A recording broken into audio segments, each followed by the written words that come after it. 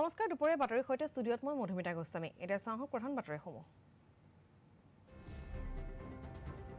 সংসদৰ বৰ্ষাকালীন অধিৱেশনত অনিৰ্দিষ্ট কাললৈ স্থগিত লোকসভা চলিত অধিৱেশনত মুঠ 12খন বিধেয়ক গৃহীত দিনৰ 2 বজালৈ স্থগিত ৰাজ্যসভাৰ কাম-কাজ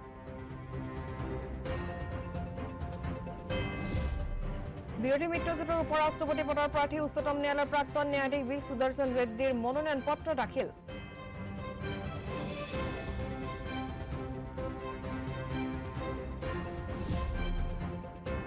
ভাৰতৰ গগনযান অভিযান সন্দৰ্ভত নতুন দিল্লীত ইছৰোৰ সংবাদমেল গগনযানৰ পৰা 80% কাম সম্পূৰ্ণ বুলি প্ৰকাশ ইছৰোৰ অধ্যক্ষ একজিং 4 অভিযানৰ অভিজ্ঞতা বৰ্ণনা মহাকাশচাৰী শুভাংশু শুক্লাৰ মুখ্যমন্ত্ৰী মহিলা উদ্যমিতা অভিযানৰ অধীনত 30 লক্ষাধিক মহিলালৈ সাহায্য নলবাৰীত কাইলৈ কাৰ্যসূচী শুভাৰম্ভ কৰিব মুখ্যমন্ত্ৰী ডক্টৰ হিমন্ত বিশ্ব শৰ্মাই আৰু ডুৰাণ্ড কাপ ফুটবলৰ ফাইনেলত প্ৰৱেশ ডায়মণ্ড হাৰ্বৰ এফচিৰ দ্বিতীয় ছেমিফাইনেলত ইমামি ফাৰ্ষ্ট বেংগল এফচিৰ বিৰুদ্ধে 2-1 গলৰ ব্যৱধানত জয়লাভ আইচিটি বিতং খবৰলৈ সংসদৰ বৰ্ষাকালীন অধিৱেশনত আজি লোকসভা অনিৰ্দিষ্ট কাললৈ স্থগিত কৰা হয় এই অধিৱেশনত লোকসভাত মুঠ 12খন গুৰুত্বপূৰ্ণ বিধেয়ক গৃহীত হয় কিন্তু বিৰোধী পক্ষই ধাৰাবাহিকভাৱে হুলস্থুলীয়া পৰিৱেশৰ সৃষ্টি কৰাত সদনৰ কাম-কাজ মাত্ৰ 37 ঘণ্টাহে চলে আনহাতে এই অধিৱেশনত মুঠ 55টা মৌখিক প্ৰশ্নৰ উত্তৰ প্ৰদান কৰা হয় বুলি অধ্যক্ষ ওম বিৰলাই প্ৰকাশ কৰে উল্লেখযোগ্য যে বৰ্ষাকালীন অধিৱেশনৰ কালছোৱাত বিহাৰত ভোটাৰ তালিকাৰ বিশেষ পুনৰীক্ষণ তথা বিভিন্ন বিষয় সন্দৰ্ভত বিৰোধী পক্ষই ধাৰাবাহিকভাৱে বিৰোধ প্ৰদৰ্শন কৰে इस सत्र में 14 सरकारी विधेयक पुनर्स्थापित किए गए तथा कुल 12 विधेयक पारित किए गए दिनांक 28 और 29 जुलाई को ऑपरेशन सिंदूर पर विशेष चर्चा हुई जिसका समापन माननीय प्रधानमंत्री जी के उत्तर के साथ हुआ दिनांक 18 अगस्त 2025 को भारत के अंतरिक्ष कार्यक्रम की उपलब्धियों पर विशेष चर्चा प्रारंभ की गई इस सत्र में कार्यसूची में 419 तारांकित प्रश्न शामिल किए गए थे किंतु लगातार नियोजित व्यवधान के कारण केवल 55 प्रश्न ही मौखिक उत्तर दिए जा सके हम सभी ने सत्र के प्रारंभ में तय किया था कि हम इस सत्र में 120 घंटे चर्चा करेंगे लगातार गतिरोध और नियोजित व्यवधान के कारण हम केवल 37 घंटे ही चर्चा कर पाए অৱশ্যে ৰাজ্যসভাৰ কাম-কাজ অব্যাহত আছে বিৰোধীয়ে হুলস্থুলীয়া পৰিৱেশৰ সৃষ্টি কৰাৰ পৰিপ্ৰেক্ষিতত দিনৰ 2 বজালৈ সদনৰ কাম-কাজ স্থগিত ৰখা হয় 11 বজাত অধিৱেশন আৰম্ভ হোৱাৰ পাছতে বিভিন্ন বিষয় সন্দৰ্ভত বিৰোধী পক্ষই সদনৰ পৰিৱেশ উত্তাল কৰি তোলে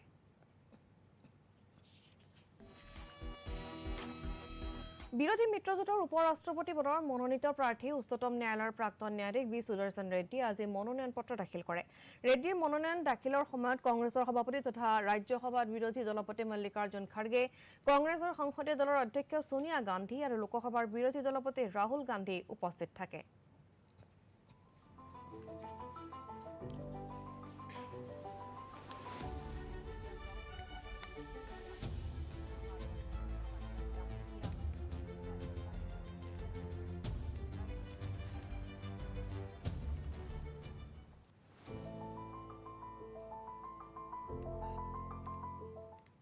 ভাৰতৰ অভিলাষী গগনযান অভিযান সন্দৰ্ভত আজি ভাৰতীয় মহাকাশ গৱেষণা সংস্থাই নতুন দিল্লীত এক সংবাদমেল সম্বোধন কৰে ইছৰোৰ অধ্যক্ষ ভি নাৰায়ণে সংবাদমেল সম্বোধন কৰি ভাৰতৰ মহাকাশ অভিজ্ঞতাৰ বিষয়ে সদৰি কৰে গগনযান অভিযানৰ বাবে দেশৰ 4 গৰাকী মহাকাশচাৰী ইতিমধ্যে নিৰ্বাচন কৰা হৈছে বুলি তেওঁ উল্লেখ কৰে প্ৰধানমন্ত্ৰী নৰেন্দ্ৰ মোদীৰ নেতৃত্বত মহাকাশ অভিযানৰ অধ্যয়ন আৰু অন্বেষণৰ ক্ষেত্ৰত ভাৰতে প্ৰগতিৰ দিশে আগবাঢ়িছে বুলি তেওঁ প্ৰকাশ কৰে সংবাদমেলত কেন্দ্ৰীয় ৰাজ্যমন্ত্ৰী ডক্টৰ জিতেন্দ্ৰ সিং উপস্থিত থাকে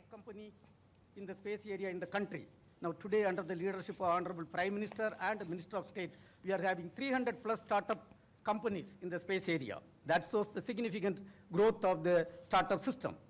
And 2025 is a very important year Till now, we have done 196 accomplishments. That means every working day, more than one accomplishment is done. The 100th launch was successfully done from Sriharikota, 100th launch by GSLV F-15, NASA ISRO synthetic aperture radar, that satellite launch. And we have made a major breakthrough in a 200-ton LOX kerosene engine. The tests are going very well. Lot of indigenization activities are progressing well. We have to thank Honorable Prime Minister of India, who announced on August 15, 2018, the Gaganyaan program. And he also, we selected 4 Gaganyatris, Subhash Musukla, Prasant Balakrishnan Nair, who is with us, Ajit Krishnan, and Angad Pradap. 4 people were selected, they were trained, and Honorable Prime Minister announced them on 27 February 2024. Coming to the Gaganyaan program, it is a very technologically intensive, complex mission. Lot of work is done in human rating of the vehicle health management system development, orbital module development, crew escape system development, environmental control and safety system development, parachute development, human-centric product development. In fact, I'm happy to say that almost 80% tests are completed and 20% tests are targeted before March 2026. The first uncrewed mission, G1, is going to be lifted off this year end, maybe close to December. আনহাতে এই সংবাদ মেলত ভাৰতীয় মহাকাশচাৰী শুভাংশু শুক্লা উপস্থিত থাকে সংবাদ মেলত তেওঁ ইছৰো আৰু নাসাৰ যৌথ উদ্যোগত সফলতাৰে সম্পন্ন হোৱা আক্সিয়ম 4 মহাকাশ অভিযানৰ অভিজ্ঞতাৰ বিষয়ে সদৰি কৰে শেহতীয়াকৈ আক্সিয়ম 4 মহাকাশ অভিযানৰ জৰিয়তে শুভাংশু শুক্লা আন্তঃৰাষ্ট্ৰীয় মহাকাশ কেন্দ্ৰত উপস্থিত হোৱা প্ৰথমগৰাকী ভাৰতীয় মহাকাশচাৰী হিচাপে পৰিগণিত হয় This mission, Axiom 4 mission, was a mission to the International Space Station. So we were flying on top of the Falcon 9 vehicle in the Crew Dragon and to the International Space Station for a period of 2 weeks and thereafter coming back. International Space Station, as you know, is an orbiting laboratory which has been there since 2000 and has been conducting cutting-edge science and is actually a perfect example of marvel of human engineering and human collaboration. My profile in this mission was as a mission pilot. So Crew Dragon mein there are 4 seats and I was the mission pilot. I had to work with the commander and interact with the systems of the Crew Dragon. Basically anything that has to be done with the Crew Dragon was our responsibility. For the 2 weeks on the ISS, the work that we had, the job that we had was we had to perform the experiments that were conceived, developed and realized by the Indian researchers and also to perform STEM demonstrations and just capture photographs and videography to bring it back to you. So that was the primary job while we were up on the station. The benefit of executing a human spaceflight mission end to end is more than the training actually.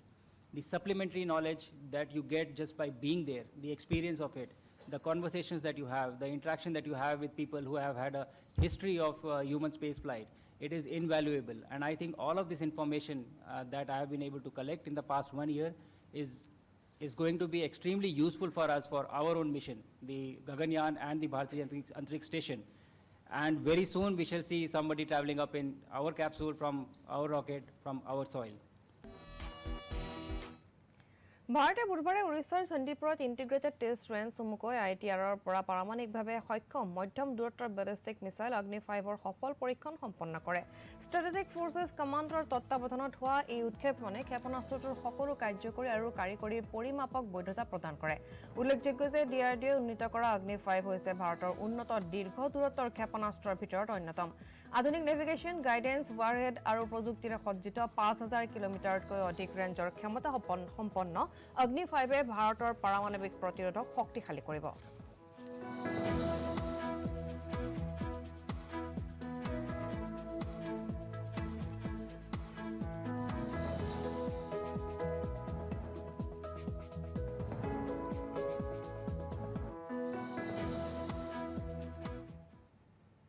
সমাগত দীপাৱলী আৰু ছট পূজাৰ সময়ত প্ৰায় 12000 বিশেষ rail চলাচলৰ ব্যৱস্থা কৰা হ'ব বিহাৰত NDA নেতৃত্বৰ সৈতে হোৱা আলোচনাৰ পাছতে কেন্দ্ৰীয় ৰেল মন্ত্ৰী অশ্বিনী বৈষ্ণৱে এই ঘোষণা কৰে আনহাতে এই উৎসৱৰ সময়ছোৱাত ৰেল চলাচলৰ ওপৰে যাতায়াত ব্যৱস্থা সুচল কৰি তুলিবলৈ আন পৰিকল্পনা তথা আন্তঃগাঁথনি প্ৰকল্পৰ ব্যৱস্থা গ্ৰহণ কৰা হৈছে বুলি তেওঁ উল্লেখ কৰে যাত্ৰীৰ সুবিধাৰ্থে দিল্লী গয়া সহৰসা অমৃতসৰ ছাপৰা দিল্লী আৰু মুজফ্ফৰপুৰ হায়দৰাবাদ সংযোগী 4খন নতুন অমৃত ভাৰত ৰেলৰো চলাচল আৰম্ভ হ'ব और छठ के लिए 12000 स्पेशल ट्रेन्स चलाई जाएंगी एक एक्सपेरिमेंटल बेसिस पे बहुत अच्छा इस बार एक नई पॉलिसी लाए हैं कि जो रिटर्न जर्नी होगी उसमें कंफर्म टिकट दिया जाएगा जो 13 से 26 अक्टूबर के बीच में ऑनवर्ड जर्नी करेंगे और 17 नवंबर से 1 दिसंबर के बीच में रिटर्न जर्नी करेंगे, उनको कंफर्म टिकट दिया जाएगा और रिटर्न जर्नी पे 20% का डिस्काउंट दिया जाएगा। और आज भी तय हुआ कि 4 अमृत भारत एक्सप्रेस ट्रेन्स गया जी से दिल्ली, सहरसा से अमृतसर, छपरा से दिल्ली और मुजफ्फरपुर से हैदराबाद, ये 4 नई अमृत भारत एक्सप्रेस भी खूब शीघ्र चालू की जाएगी और पूर्णिया से पटना वंदे भारत चालू की जाएगी एक और। राशिया भ्रमणरत বৈদেশিক পৰিক্ৰমা মন্ত্ৰী ডক্টৰ এছ জয়শংকৰে বুধবাৰে ভাৰত ৰাছিয়া ব্যৱসায়িক মঞ্চত ভাষণ প্ৰদান কৰে। জয়শংকৰে ভাৰত ৰাছিয়া অংশীদাৰিত্ব একত্ৰীকৰণৰ লগতে নতুন নতুন ক্ষেত্ৰ আৰু সুযোগৰ সন্ধান কৰাৰ বিষয়ে ভাষণত উল্লেখ কৰে। লগতে তেওঁ ব্যৱসায়ীসকলক অধিক বাণিজ্য বিনিয়োগ তথা যৌথ উদ্যোগৰ চিন্তা কৰাৰ লগতে অৰ্থনৈতিক সহযোগিতাৰ নতুন সীমা নিৰ্ধাৰণ কৰিবলৈ আহ্বান জনায়। We are today at a moment when our partnership is simultaneously experiencing consolidation as well as exploring new domains and opportunities. At one level, there is a solid foundation of a time-tested relationship on which we now seek to build a more contemporary cooperation. But at another, there are profound changes in our respective economies as well as the uncertainties created by the global environment. How to grow business and how to deepen cooperation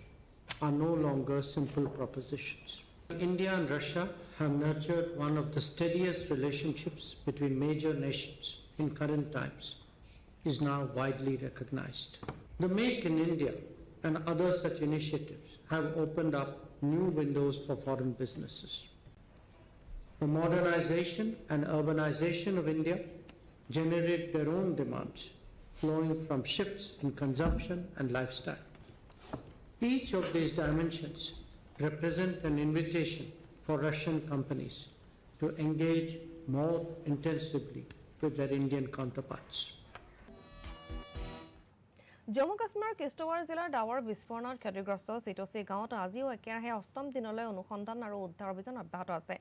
এই প্ৰাকৃতিক দুৰ্যোগত মৃত্যু হোৱা লোকৰ সংখ্যা 65 জনলৈ বৃদ্ধি পাইছে। স্থানীয় প্ৰশাসনে দিয়া তথ্য অনুসৰি 100 জনতকৈ অধিক লোক আহত হোৱাৰ উপৰি বৰ্তমানে 70 জন লোক নিৰুদ্দেশ হৈ আছে। সেনা, এনডিআৰএফ, এছডিআৰএফ, চিআইএছএফ, বিআৰও, আৰক্ষী আৰু স্থানীয় লোকেৰে গঠিত উদ্ধাৰকাৰী দলে চিটচিৰ পৰা গোলাপগড়লৈ 22 কিলোমিটাৰ অঞ্চল অত্যাধুনিক যন্ত্ৰপাতি, স্নিফাৰ ডগ আৰু নিয়ন্ত্ৰিত বিস্ফোৰণেৰে বৃহৎ শিলবোৰ পৰিষ্কাৰ কৰি অভিযান চলাই থকা দেখিবলৈ পোৱা গৈছে।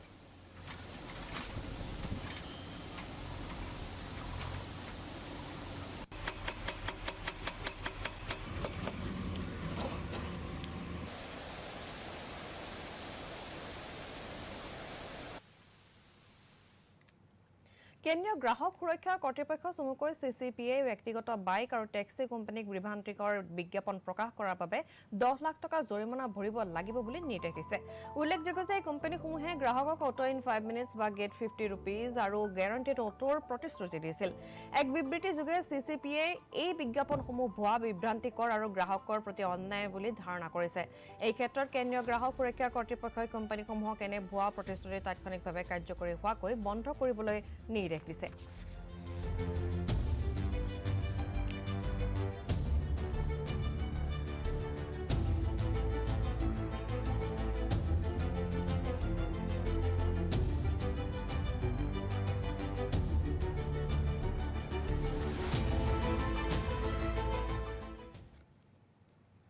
কৰ্মচাৰী ভৱিষ্য নিধি সংস্থাৰ সৰ্বকালৰ সৰ্বাধিক সদস্যভুক্তিৰে নতুন অভিলেখ গঢ়িছে। চলিত বৰ্ষত কৰ্মচাৰী ভৱিষ্য নিধিত 21,89,000 নতুন সদস্য অন্তৰ্ভুক্ত হৈছে। পূৰ্বতকৈ নতুন সদস্যৰ অন্তৰ্ভুক্তিৰ হাৰ 9.14% বৃদ্ধি পাইছে। কেন্দ্ৰীয় শ্ৰম আৰু নিযুক্তি মন্ত্ৰালয়ে প্ৰকাশ কৰা প্ৰতিবেদন অনুসৰি জুন মাহত প্ৰায় 10,62,000 সদস্য অন্তৰ্ভুক্ত হৈছে। আনহাতে 18 পৰা 25 বছৰ বয়সৰ ভিতৰত প্ৰায় 6,39,000 সদস্য কৰ্মচাৰী ভৱিষ্য নিধিত যোগ হৈছে।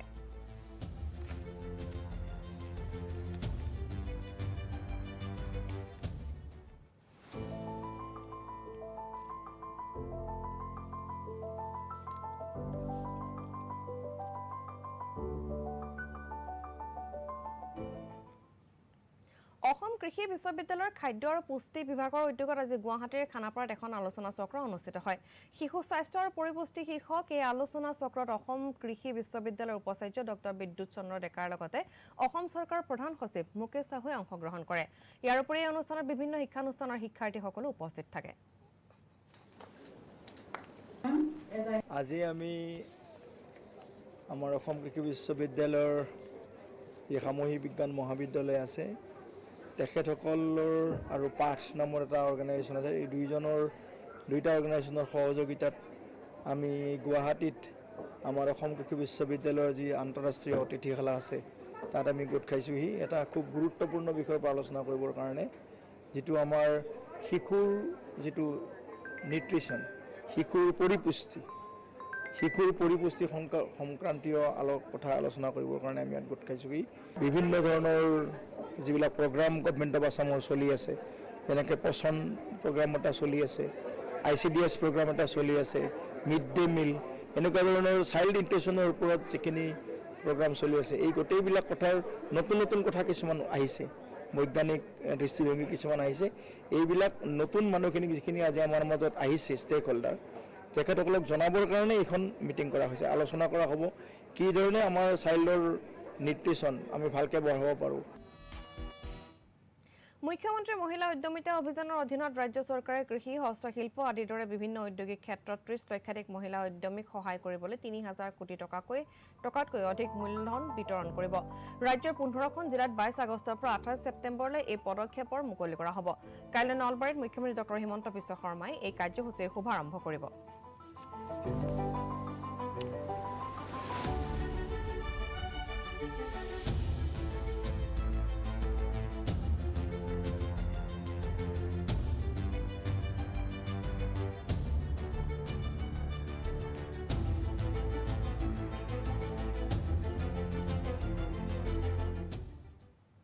হোজাইৰ খাৰিখানাৰ বিলগাঁৱৰ খাদ্যত বিষক্ৰিয়া হৈ অসুস্থ হোৱা লোকৰ সংখ্যা বৃদ্ধি পাইছে বুধবাৰে আবেলিলৈকে শিশু মহিলাসহ প্ৰায় 80 জন অসুস্থ লোকক জোৰপুখুৰীত থকা হোজাই জিলা অসামৰিক চিকিৎসালয়ত ভৰ্তি কৰা হৈছে লংকা প্ৰাথমিক চিকিৎসালয়তো কেইবাজনো লোক চিকিৎসাধীন হৈ আছে জিলা অসামৰিক চিকিৎসালয়ৰ অধ্যক্ষ ডক্টৰ বাসুদেৱ মালাকাৰে বিষয়টো নিজে চোৱাচিতা কৰাৰ লগতে ৱাৰ্ডে গৈ ৰোগীৰ অৱস্থাৰ বুজ লোৱা দেখিবলৈ পোৱা গৈছে হোজাই সমষ্টিৰ বিধায়ক ৰামকৃষ্ণ ঘোষেও জিলা অসামৰিক চিকিৎসালয়খনত উপস্থিত হৈ অধ্যক্ষৰ লগত ঘটনা সন্দৰ্ভত আলোচনা কৰাৰ লগতে ৰোগী তথা আত্মীয়ৰ লগতো মত বিনিময় কৰে যোৱা পৰহি কাৰিখানা বিলগাঁৱত এখন পূজা হৈছিল মানে শিৱ পূজা পতা বুলি কৈছিলে শিৱ পূজাত মানে ওচৰৰ পাজৰৰ ৰাইজক নিমন্ত্ৰণ কৰি প্ৰসাদ বিতৰণ কৰিছিলে খিচিৰি খুৱাইছিলে তাৰপিছত সেইদিনা ৰাতিটো ঠিকেই গ'ল কিন্তু পিছদিনা ৰাতিপুৱাৰ পৰা কিছুমান মানুহৰ মানে মূৰৰ বিষ জ্বৰ বমি পায়খানা আৰম্ভ হ'ল মানে চাওঁতে তাৰমানে সংখ্যাটো বাঢ়ি গৈ থাকিল তাৰপিছতে মানে ধাৰণা কৰা হ'ল যে মানে এইটো প্ৰসাদ খোৱাৰ পৰা হৈছে তাৰপিছতে হস্পিটেললৈ কালি পেচেণ্ট অহা আৰম্ভ হ'ল আমাৰ ইয়াত বৰ্তমান 80 জন পেচেণ্ট এতিয়াও ট্ৰিটমেণ্টত আছে তাৰ ভিতৰত গৰ্ভৱতী মহিলাও আছে শিশুও আছে এডাল্টো আছে এতিয়া ট্ৰিটমেণ্ট চলি আছে সুন্দৰকৈ এতিয়ালৈকে কোনো ধৰণৰ তেনেকৈ চিৰিয়াছনেছ পোৱা নাই যে মানে ইয়াৰ পৰা ক'ৰবাত পঠিয়াব লগা হোৱা নাই বৰ্তমানে ইয়াতে আমাৰ কণ্ট্ৰল হ'ব বুলি আমি ভাবিছোঁ মানে প্ৰায় কিছুমান ক্ষেত্ৰত ফুড পয়জনিং হৈ যায় প্ৰসাদৰো ফুড পয়জনিং হয় তো বৰদলঙত হৈছে প্ৰায় 80% আহিছে ইয়াতে গোটেইকেইটা হস্পিটেলৰ সুবিধা আছে ব্যৱস্থা আছে ঔষধ আছে চেলাইন আছে ইয়াত খালি পেচেণ্টবিলাকে অলপ ধৈৰ্য ধৰিব লাগিব গাৰ্জিয়ানবিলাকে ধৈৰ্য ধৰিব লাগিব ডক্টৰৰ কোৱামতে 48 ঘণ্টা যাব লাগে এতিয়া 24 ঘণ্টাই হৈছে মোটামুটি ইন দ্য মেইন টাইম জ্বৰ আৰু পেট ব্যথা আৰু ফ্ল' মোশ্যন হ'ব লুজ মোশ্যনটো হ'ব সেইকাৰণে ভয় খাব নালাগে ঔষধত এম্পেল ব্যৱস্থা আছে সিহঁতৰ কাৰণে কোনো চিন্তা কৰিব নালাগে আজি পুৱাই গোৱালপাৰা জিলাৰ ৰংজুলিত বনৰীয়া হাতীৰ আক্ৰমণত এজন লোক গুৰুতৰভাৱে আহত হয় জানিব পৰা মতে ৰংজুলি বনাঞ্চলত দুৰ্বৃত্তৰ আক্ৰমণত আঘাতপ্ৰাপ্ত হোৱা বনৰীয়া হাতীটোৱে কেইবাখনো গাঁও অতিক্ৰম কৰি স্থান পৰিৱৰ্তন কৰি আজি পুৱা ৰংজুলিত হাকুৰীয়াপাৰা গাঁৱত মজিদ চৰগৰে নামৰ কৃষকগৰাকীক আক্ৰমণ কৰে ফলত গুৰুতৰভাৱে আহত হয় কৃষকগৰাকী আৰু আহত কৃষকগৰাকীক ততাতৈয়াকৈ ৰংজুলি চিকিৎসালয়লৈ অনা হয় যদিও প্ৰাথমিক চিকিৎসাৰ পাছতে চিকিৎসকে তেওঁক GMCHলৈ প্ৰেৰণ কৰে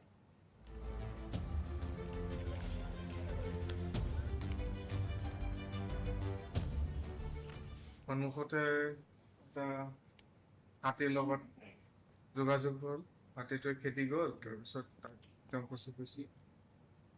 around 6:10-6:15 মানত অঞ্জলি ৰিপিটছে লৈ আনিছে তাতে মই আছিলোঁ এতিয়া প্ৰেছাৰ চব ঠিক আছে প্ৰেছাৰ লাংছত একো এফেক্ট হোৱা নাই কিন্তু লেফ্ট ৰিবছখিনি অলপ ফ্ৰেকচাৰ হৈছে লেফ্ট আৰ্ম এইখিনি পাৰ্টটো ফ্ৰেকচাৰ হৈছে ভিতৰত ইণ্টাৰনেল ব্লিডিং হৈছে সেইটোৰ কাৰণে মই ভাবিছোঁ GMCত ৰেফাৰ দিছোঁ তাতে লৈ গ'লে ভাল কলিয়াপুৰৰ বন বিভাগৰ লগতে কাজিৰঙা ৰাষ্ট্ৰীয় উদ্যানৰ বনকৰ্মীসকলৰ প্ৰচেষ্টাত অৱশেষত দ খাৱৈত আবদ্ধ হৈ থকা হাতীটো উদ্ধাৰ কৰা হয় ঘটনা সন্দৰ্ভত বন বিষয়া কুলেন্দ্ৰ শইকীয়াই জানিবলৈ দিয়ে নিশা কাজিৰঙাৰ পৰা খাদ্যৰ সন্ধানত ওলাই অহা এটা হাতী দেওচুৰ চাংচত ৰাইজে পানী খাবলৈ খান্দি থোৱা এটা কেঁচা গাঁতত সোমাই পৰিছিল আজি ৰাতিপুৱাই হাতীটো ওপৰৰ পৰা ভৰি পিছত খাই পৰিলে এতিয়া পৰি পেলাই মাটিখিনি বৰ ৰঙচুৱা আঠা মাটি দিছোঁ অলপ কম্পেক্ট হৈ গ'ল সি উঠিব পৰা নাই আমি এতিয়া JCB দি পেলাই তাৰ ওচৰলৈকে ৰাস্তা এটা বনাই অলপ ঠেলি পেলাই উঠাই দিয়াৰ চেষ্টা কৰোঁ হাতীটো এতিয়া কাজিৰঙাৰ ফালৰ পৰাও আহে কাৰ্বি আংলঙৰ পৰাও আহে কোনফালৰ পৰা অহাটো ধৰিব নোৱাৰি আৰু আমি বৰ্তমান হাতীটো উঠোৱাতে বেছি মানে চাই আছোঁ দিহিং পাটকাই ৰাষ্ট্ৰীয় উদ্যানত মুকলিভাৱে লৈ যোৱা হৈছে কাজিৰঙা বন্যপ্ৰাণী উদ্ধাৰ আৰু পুনৰ সংস্থাপন কেন্দ্ৰ চমুকৈ CWRCত প্ৰতিপালিত দুটাকৈ ভালুকৰ পোৱালিক এই পোৱালি দুটা যোৰহাটৰ দিছৈ সংৰক্ষিত বনাঞ্চলৰ পৰা উদ্ধাৰ কৰি অনা হৈছে মাকৰ পৰা বিচ্ছিন্ন ভালুকৰ পোৱালি দুটাক উন্নত চিকিৎসা আৰু পৰিচৰ্যাৰ বাবে লৈ অহা হৈছিল পানীবাৰীৰ কেন্দ্ৰটোলৈ সম্প্ৰতি দিহিং পাটকাই ৰাষ্ট্ৰীয় উদ্যানত এই ভালুকৰ পোৱালি দুটাক ডিচেম্বৰ মাহলৈকে বিশেষভাৱে নিৰ্মিত আৰু বনাঞ্চলত সংস্থাপিত গঁৰালত ৰখা হ'ব এই সময়ছোৱাত ভালুকৰ পোৱালিকেইটাক দিহিং পাটকাইৰ পৰিৱেশ আৰু বন্যতাৰ সৈতে চিনাকি কৰাৰ বাবে বিশেষজ্ঞৰ দলে পদ্ধতিগত ব্যৱস্থা গ্ৰহণ কৰিব এই পৰ্যবেক্ষণ সফলতাৰে ৰূপায়িত হ'লে অহা ডিচেম্বৰ মাহত ভালুকৰ পোৱালি দুটাক দিহিং পাটকাই ৰাষ্ট্ৰীয় উদ্যানৰ বনাঞ্চলত মুকলি কৰা হ'ব কেইবা জাগাত কৰাৰ পিছত শেষত দিহিং পাটকাই নেশ্যনেল পাৰ্কৰ চৰাইপুং ৰেঞ্জটো চিলেক্ট কৰা হ'ল আৰু তাত আমাৰ চিফ ৱাইল্ড লাইফ ৱাৰ্ডেন ছাৰে পাৰ্মিশ্যন দিলে ৰিলিজ কৰিবৰ কাৰণে এতিয়া আমি ভালুককেইটা তালৈ লৈ গৈছোঁ আৰু তাত প্ৰায় 3 পৰা 4 মাহৰ এক্লিমেটাইজেশ্যন ফেজ এটা থাকে সেই এক্লিমেটাইজেশ্যন ফেজটো শেষ হোৱাৰ পিছত তেওঁলোকৰ ৰিলিজ প্ৰায় নৱেম্বৰ শেষ বা ডিচেম্বৰৰ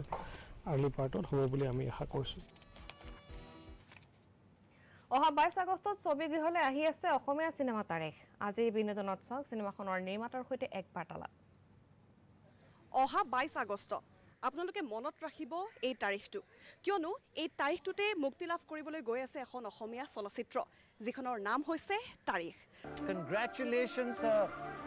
third time in Assam and a clear thumping majority for you. Sir, আপুনি আকৌ ভুল কৰিলে মুখ্যমন্ত্ৰীৰ নামটো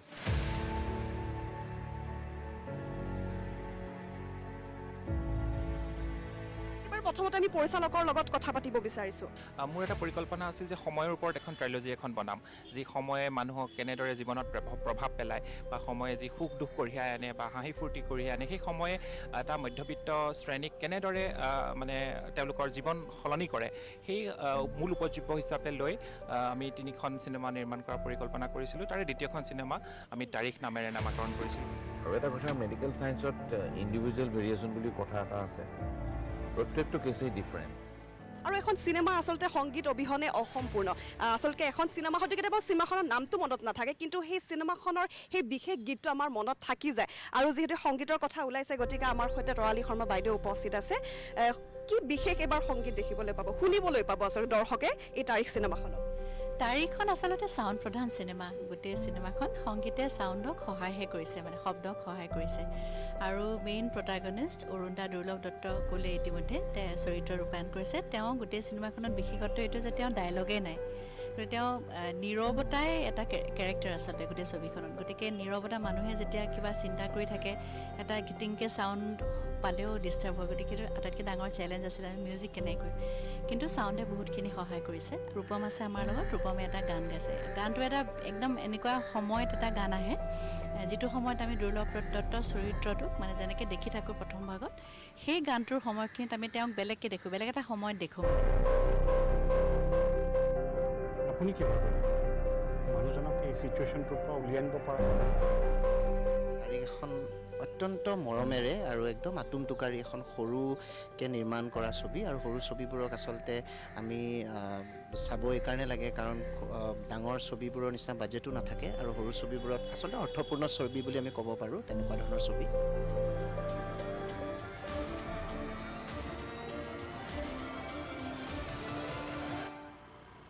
22 আগষ্টৰ বিশেষ দিনত আপোনালোকে কেৱল 90 মিনিট দিয়ক আৰু তাৰ বিনিময়ত আপোনালোকে উপভোগ কৰিব পাৰিব এখন অতিকে সুন্দৰ চিনেমা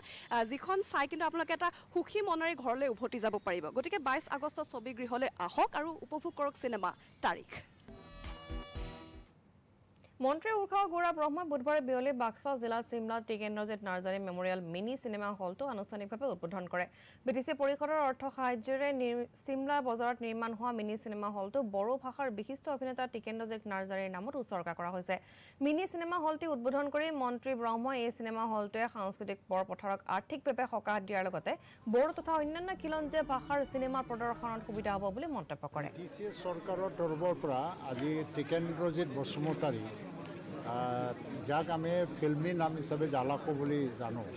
তেখেতৰ নামত উৎসৰ্গা কৰি পেলাই বহুতকেইটা এনেকৈ মিনি চিনেমা হল নিৰ্মাণ কৰিছে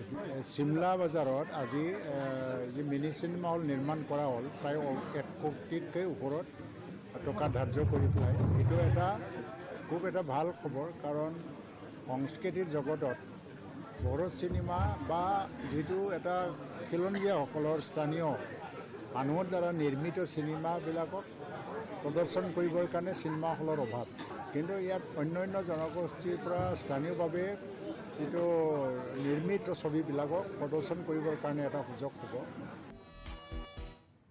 শিল্পকৰ্মৰ জৰিয়তে নতুন প্ৰজন্মক প্ৰেৰণা দিছে শিৱসাগৰৰ এগৰাকী শিল্পীয়ে নতুন প্ৰজন্মক মুখা শিল্পৰ প্ৰশিক্ষণ প্ৰদান কৰিছে তেওঁ কোন এগৰাকী ব্যক্তি এই সন্দৰ্ভত চাওক আমাৰ এক প্ৰতিবেদন শিল্পকৰ্মৰে জগত জিনাৰ নীৰৱ প্ৰয়াস মুখা শিল্পৰ চৰ্চাৰে দেখুৱাইছে আদৰ্শ বৰ্ণকটিৰে নতুন প্ৰজন্মৰ বাবে কঢ়িয়াইছে আশাৰ বতৰা শিৱসাগৰৰ কুৱামৰা গাঁৱত অৱস্থিত বৰ্ণকুটিৰ আৰ্টিষ্ট ভিলেজ নামৰ এই প্ৰতিষ্ঠানটো এতিয়া জিলাখনৰ কলা চৰ্চাৰ এক অন্যতম কেন্দ্ৰ হৈ পৰিছে চিত্ৰশিল্পী সুজিত বৰুৱাৰ প্ৰচেষ্টাত আৰম্ভ হোৱা এই প্ৰতিষ্ঠানটোত ছবি অঁকা মুখা প্ৰস্তুত কৰাৰ লগতে নিৰ্মাণ কৰা হৈছে বহু ভাস্কৰ্য শিল্প ইয়াৰ লগতে নতুন প্ৰজন্মক মুখা শিল্প নিৰ্মাণৰ প্ৰশিক্ষণো প্ৰদান কৰা হৈছে প্ৰতিষ্ঠিত চিত্ৰশিল্পী তথা একাধিক বঁটা প্ৰাপক সুজিত বৰুৱাই 8 বছৰ পূৰ্বে 10 বিঘা মাটিত এই বৰ্ণকুটিৰ আৰ্টিষ্ট ভিলেজ নামৰ প্ৰতিষ্ঠানটো স্থাপন কৰিছিল অসমৰ যিটো পৰম্পৰাগত মুখা শিল্প এটা মহাপুৰুষ শ্ৰীমন্ত শংকৰদেৱৰ সৃষ্ট এটা মুখা শিল্প এটা পৌৰাণিক সম্পদ এই সম্পদক আমি নহয় চৰকাৰে কিছুমান গুৰুত্বপূৰ্ণ আঁচনি লৈছে সেই দ্বাৰা আমাৰ দ্বাৰা তেখেতৰ হৈ আমি মানুহখিনিক আমি এটা আগবঢ়াই নিবলৈ এটা সুযোগ পাইছোঁ মই কৈছোঁ যে আমাৰ যিটো বৰ্ণকুটি আৰ্টিষ্ট ভিলেজ ইয়াত এটা যাতে যেনেকৈ যিটো পৰিৱেশ আজি হৈ আছে এইটো যেন সদায় হৈ থাকে মানে সেই 50 দিনৰ ট্ৰেইনিং নহয় প্ৰতি মানে 12 মাহতেই যাতে ইয়াত শিল্পকলা চৰ্চা হয় মানুহে সৎ চিন্তা কৰি যাতে এই শিল্পকৰ্মবিলাক চিত্ৰ হওক ভাস্কৰ্য হওক মুখা শিল্প হওক এইখিনি যাতে চৰ্চাৰ কেন্দ্ৰ হিচাপে শিৱসাগৰ এটা বা অসমৰ এটা উল্লেখযোগ্য স্থান হিচাপে বা এজন পৰ্যটকৰ স্থান হিচাপে হ'ব পাৰে দেশৰ বিভিন্ন প্ৰান্তত একাধিক প্ৰদৰ্শনী তথা কৰ্মশালাৰ আয়োজন কৰি এই প্ৰতিভাৱান শিল্পীগৰাকীয়ে বিশেষকৈ মুখা শিল্পৰ প্ৰচাৰ প্ৰসাৰ আৰু বাণিজ্যিক লাভালাভৰ দিশত বিভিন্ন পদক্ষেপ গ্ৰহণ কৰি আহিছে মূলতঃ অসমৰ থলুৱা শিল্পৰ বিশ্বমুখী যাত্ৰাৰ বাবে তেওঁ গ্ৰহণ কৰা পদক্ষেপৰ সকলোৱে শলাগ লৈছে শিৱসাগৰৰ পৰা মুজাহিদ আলীৰ ৰিপৰ্ট ডিডি নিউজ অসম ঘামৰ সৈতে কি সম্পৰ্ক আছে ফেট লছৰ বেছি ঘাম ওলোৱা মানে বেছি ফেট লছ হোৱা নেকি সবিশেষ জনাইছে প্ৰশিক্ষক ভাস্কৰ ৰঞ্জনে বহু সময়ত আমাৰো এনেকুৱা লাগে যে ঘামেই যদি নোলাল তেন্তে জিমত গৈ কি লাভ হ'ল এচি যদি থাকিল আচ্ছা আচলতে কথাটো হয় কি ঘামৰ লগত ফেট লছৰ কোনো সম্পৰ্ক নাই ঠিক আছে বহুতে কয় যে মই ঘামিছোঁ মোৰ ফেট লছ বেছিকৈ হ'ব ঘামৰ লগত ফেট লছৰ কোনো সম্পৰ্ক নাই সেই মানে যদি সেইটোৱে হ'লহেঁতেন তেতিয়াহ'লে যোনবিলাক মানে ঠাণ্ডা দেশবিলাকত সিহঁতৰ দেখোন ফেট লছেই নহ'লহেঁতেন তেওঁলোকতো ঘাম নোলায় এনেকুৱা কিমানে ঠাণ্ডা দেশতো মানুহে নিজৰ 6 পেক বডি মেইনটেইন কৰি আছে তেনেকুৱা গতিকে আৰু এটা কথা আৰু তেনেকুৱা কিছুমান কথা আছে যে ঘামৰ লগত ফেট লছৰ সম্পৰ্কটো নাই ফেট লছৰ সম্পৰ্কটো কেলৰিৰ লগত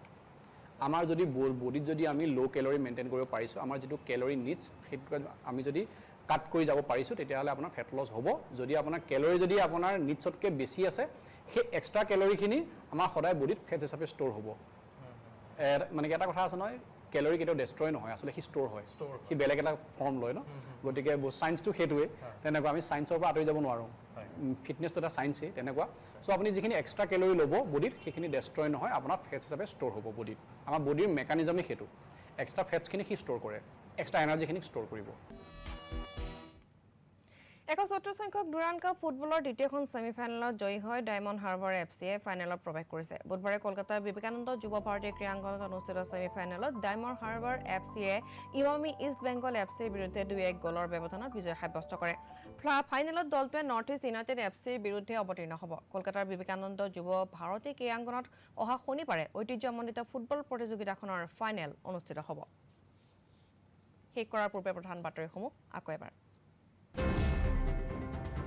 সংসদৰ বৰ্ষাকালীন অধিৱেশনত অনিৰ্দিষ্ট কাললৈ স্থগিত লোকসভা চলিত বিধেয়ক অধিৱেশনত মুঠ 12খন বিধেয়ক গৃহীত দিনৰ 2 বজালৈ স্থগিত ৰাজ্যসভাৰ কাম-কাজ বিৰোধী মিত্ৰজোঁটৰ উপ ৰাষ্ট্ৰপতি পদৰ প্ৰাৰ্থী উচ্চতম ন্যায়ালয়ৰ প্ৰাক্তন ন্যায়াধীশ বি সুদৰ্শন ৰেড্ডীৰ মনোনয়ন পত্ৰ দাখিল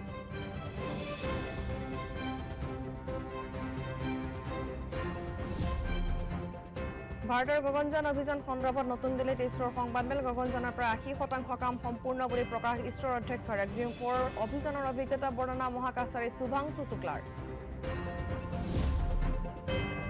মুখ্যমন্ত্ৰী মহিলা উদ্যমিতা অভিযানৰ অধীনত 30 লক্ষাধিক মহিলালৈ সাহায্য নলবাৰীত কাইলৈ কাৰ্যসূচীৰ শুভাৰম্ভ কৰিব মুখ্যমন্ত্ৰী ডক্টৰ হিমন্ত বিশ্ব শৰ্মাই